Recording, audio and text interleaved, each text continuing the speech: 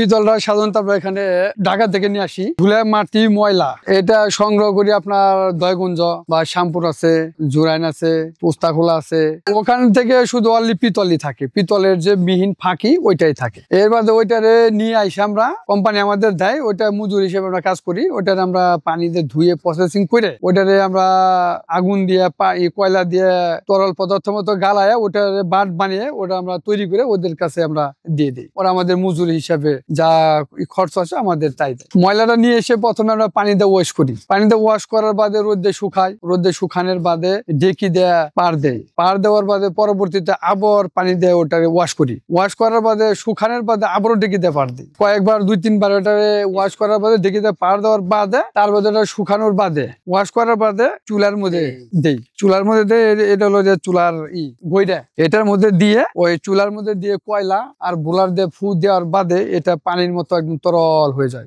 ওইটার একটা ডাইশ আছে, ওই ডাইশের মধ্যে আমরা ঢেলে দিই। ঢেলে দেওয়ার বাদে শক্ত হয়। শক্ত হওয়ার বাদে ওইটার আমরা আবার কোম্পানির কাছে পাঠিয়ে দিই। এই প্রসেসটা করতে হইলে আপনার যদি পুরাটা রেডি করি 7 দিন সময় লাগে, আরো বেশিও লাগে। না না না, মূল্যবান কোনো জিনিস নাই। অনলি ওই পিতলের যে গুঁড়াটা ওইটাই থাকে, দ্বিতীয় আর কোনো কিচ্ছু না। হাড়ি পিতলের পিতল আবার আলাদা, ওটা মার্কেটে দেখে কিনে আসতে হবে। ওটা আপনার মিট ফুড আছে, ওখানে যে পিতলটা ওখানে পিতলেরই, ওখান থেকে কিনে আসে আর হাড়ি পাতিল বিভিন্ন ধরনেরই বানায়। আমাদের এগুলাতে হাড়ি পাতিল হয় না। ওই পিতলটা হলো যে আপনার রসালু নরম, আর আমাদের পিতলটা একদম হার্ড। আমাদের পিতলটার মধ্যে আপনার দস্তা খাওয়ানো হয়, আর ওই পিতলটার মধ্যে দস্তা একদম সিম্পল কম থাকে। আমাদের যে পিতলটা ওটা কারখানার ইয়ের জন্য আর কি, হাড়ি পাতিলের জন্য নয়। আগে যখন আপনার জিনিসপত্র ছিল না, এখন স্টিলের জিনিস হয়েছে, মেলামাইনের জিনিস হয়েছে। আগে স্টিলের জিনিস ছিল না, মেলামাইনের জিনিস ছিল না, তখন পিতলের চাহিদা ছিল একটু বেশি। এখন স্টিল বাইর হয়ে গেছে, পিতল বাইরে গেছে, যার কারণে পিতলের মূল্যই নাই। সব স্টিল, মনে করেন একটা পিতলের মালের জিনিস 500 টাকা,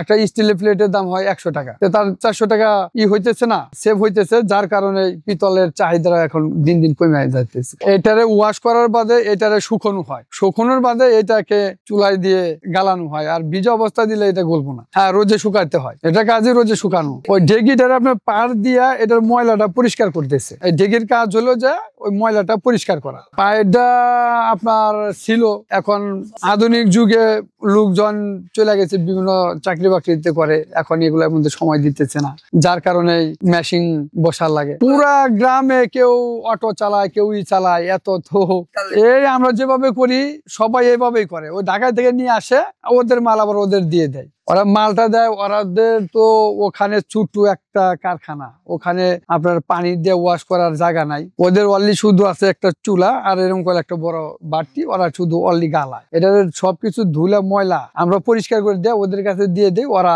গালিয়ে বিভিন্ন ধরনের তৈরি করে, বাস এই এটুকাই।